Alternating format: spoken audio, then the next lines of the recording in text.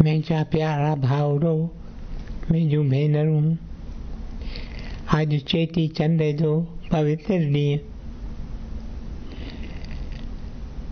शल अॼोके ॾींहं जी आसीस असां सभिनि ते अचे।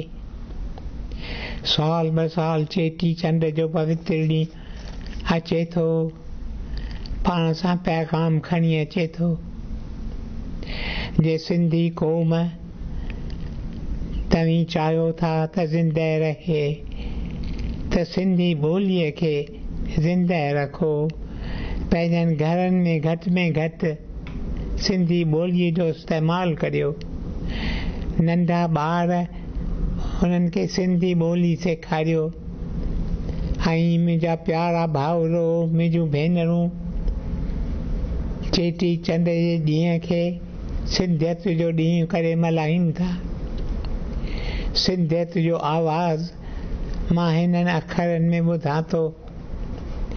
कयम मुहार मलीर ॾे मथे कोट चढ़ी, नित निहारियां ॾे ॻोढ़ा पियम ॻरी।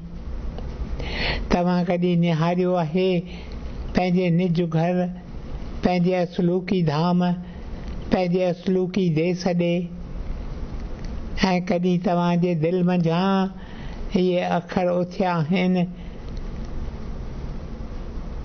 बाणनि जी उकीर थी रूह रुआरे। वधीक चवंदुसि की न, वरी तव्हांजे चरणनि में सिर झुकायां थो, तव्हांजी आसीस पिना थो।